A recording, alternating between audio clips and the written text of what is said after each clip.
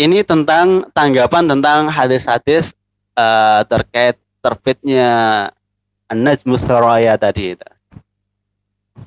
Kemudian kita geser sedikit dari perspektif ilmu astronomi, dari perspektif ilmu falak.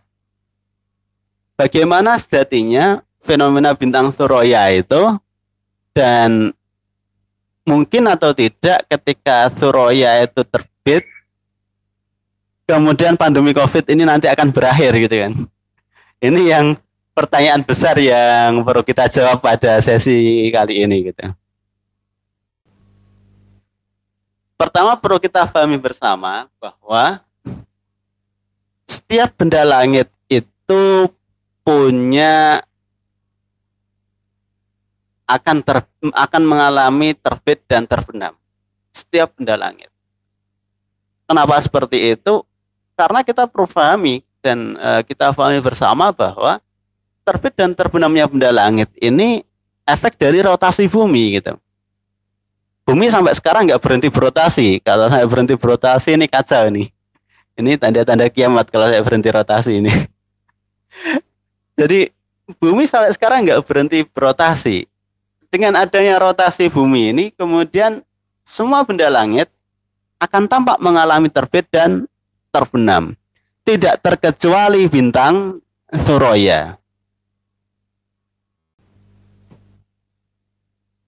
Apakah tadi pagi semisal bintang Thuraya sudah terbit? Sudah. Jawabannya sih sudah. Setiap hari bintang Thuraya bisa terbit, bisa terbenam. Setiap hari bintang Thuraya bisa terbit, bisa terbenam. Sebagaimana bulan setiap hari bisa terbit, bisa terbenam. Cuma pertanyaannya, kapan terbit dan terbenamnya itu terjadi? Kan seperti itu. Kita lihat lagi hadisnya. Idza tala'an najmu sobahan. Yang dimaksud dalam hadis itu ketika bintang Thuraya ini terbit pada pagi hari. Pagi hari itu ya ketika terbitnya Fajar Shadiq, kan seperti itu. Ketika mengiringi terbitnya Fajar Shadiq. Tapi setiap hari apakah terbit dan terbenam? Ya terbit yang terbenam. Hanya saja terbit dan terbenamnya belum tentu bareng dengan terbitnya Fajar Shadiq. Bintang Thuraya sendiri itu apa sebenarnya? Ini pertanyaan mendasar ini. Kita dari tadi bicara tentang bintang Thuraya. Bintang Thuraya sendiri itu apa sebenarnya? Bintang Thuraya itu kalau dalam perspektif astronomi modern itu dinamakan dengan Pleiades, bintang Pleiades. Pleiades ya, bintang Pleiades. Biasanya ditandai dengan kalau kodenya itu biasanya pakai kode M45. Bintang Pleiades ini. Dalam mitologi Jawa, orang Jawa pun juga sudah lama mengenal bintang Thuraya ini. Orang Jawa mengenalnya dengan nama bintang Kartika. Lintang Kartika. Kalau kalian pernah belajar bahasa Jawa yang halus itu, Kartika itu sebenarnya ya nama lain dari bintang gitu. Jadi di sini orang Jawa unik. Bintang Thuraya ini kemudian disebut dengan lintang Kartika. Lintang itu artinya ya bintang, Kartika ya artinya ya bintang. Berarti bintang-bintang gitu. Tapi saya pikir ini wajar karena mungkin dalam budaya Jawa sedikit banyak juga dipengaruhi oleh budaya Arab. Semisal di Arab sendiri ketika membahas bintang Thuraya dalam beberapa redaksi, bahkan tadi saya katakan dalam surat An-Najm itu Allah juga menyebutnya wan najmi idza hawa gitu kan. Tidak disebutkan wan najmi Thuraya, bukan, tapi wan najmi gitu. Demi bintang. Jadi mungkin dari sini ya lumrah kemudian orang Jawa pun menamai bintang Thuraya itu lintang Kartika, bintang-bintang gitu kan. Artinya apa? Bahwa bintang Thuraya ini punya peranan penting sebenarnya.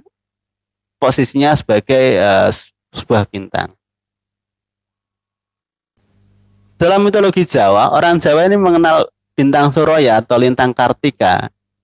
Ini erat kaitannya dengan cerita Jakatarup dan 7 Bidadari ya. Jadi kalau kita sering nonton filmnya Jakatarup ini, kita akan tahu bagaimana Jakarta dengan 7 bidadari itu kisahnya dan seterusnya. Di mitologi Jawa, ini namanya mitologi tentu tidak sains ya. Mitologi itu kan karena orang dengan keterbatasan ilmunya kemudian menyimpulkan sesuatu yang sebenarnya cukup rumit tapi kemudian disimpulkan gitu kan. Mitologi orang Jawa mengatakan Suroya itu awalnya ada 7 bidadari pakai selendang datang ke bumi pada mandi di sungai. Jakarta tahu ada satu selendang, ada selendang-selendang itu dia ngambil satu gitu. Karena satu selendang diambil oleh Jakarta, yang 6 bidadari itu bisa balik ke kahyangan, bisa balik ke langit, tapi yang satu nggak bisa. Akhirnya yang satu diperistri oleh Jakarta, singkatnya seperti itu. Menurut satu bidadari ini dia mensyaratkan pada Jakarta, pokoknya kalau saya masak nggak usah melihat proses bagaimana saya masak gitu. Ada satu rahasia yang disembunyikan di situ. Ternyata suatu ketika Jakarta ini karena penasaran sebenarnya apa yang dilakukan kok sampai masak aja nggak boleh dilihat gitu. Ternyata nasi yang dimasukkan atau beras yang dimasukkan untuk masak nasi cuma cukup satu beras gitu. Cukup satu beras itu udah jadi nasi untuk makan sekeluarga. Karena udah terlanjur ketahuan ini, akhirnya kemampuannya untuk merubah satu beras jadi nasi sekeluarga itu akhirnya kemudian punah atau hilang. Ini mitologi Jawa. Sekali lagi saya katakan mitologi Jawa. Nah dari situ kemudian waktu berlalu akhirnya dia masak sebagaimana orang biasa. Ya perlu beras yang banyak kalau pengen masak yang banyak dan seterusnya. Sampai kemudian dia menemukan selendangnya itu di tempat berasnya itu. Karena dia menemukan selendangnya, maka dia berkeinginan untuk kembali ke kahyangan, baliklah dia ke kahyangan itu. Itu bagaimana bintang Suroya atau lintang Kartika ini dalam mitologi Jawa. Dikaitkan dengan kisah Jakarta dan 7 bidadari itu. Kalau dari perspektif astronomi, bintang Suroya ini tadi saya katakan sama dengan bintang Pleiades. Jadi bintang Suroya ini gugusan bintang, jadi bukan bintang tunggal ya. Beberapa waktu yang lalu ada foto yang sempat beredar di medsos. Wah ini bintang Suroya udah tampak ini, tapi fotonya kok cuma satu bintang, itu pasti hoax itu. Karena bintang Suroya itu gugusan bintang gitu, bukan bintang tunggal.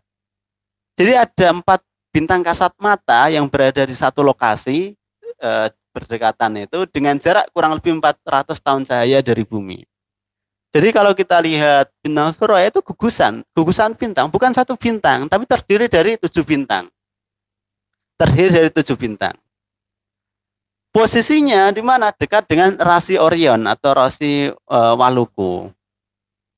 Nah, di Indonesia ini khususnya orang Jawa memakai bintang Suroya ini sebagai tanda atau untuk menandai masa tanam. Kapan masa tanam itu akan dimulai? Ketika pagi hari itu bintang Suroya ketinggiannya 50 derajat dari ufuk. Jadi kalau waktu pagi kok dilihat ketinggian bintang Suroya udah 50 derajat dari ufuk, oh maka pada waktu itu sudah mulai masa tanam. Ini orang zaman dulu ya. Hasanah keilmuan falak orang Jawa ya cukup banyak sebenarnya. Ada kalender Pranoto Mongso dan seterusnya yang sekarang udah agak jarang dipakai. Kemudian kalau di Arab, orang Arab ini memakai bintang Suroya itu sebagai pertanda akhir wabah tanaman atau buah-buahan. Jadi kalau sudah muncul bintang Suroya, ya udahlah, buah-buahan atau tanamannya pasti udah aman itu, nggak ada lagi wabah gitu. Kurang lebih seperti itu. Aghlabnya seperti itu. Umumnya seperti itu. Ini di Arab orang sering makainya seperti itu. Dan penjelasan ini dijelaskan secara eksplisit diantaranya di hadis yang tadi saya sebutkan.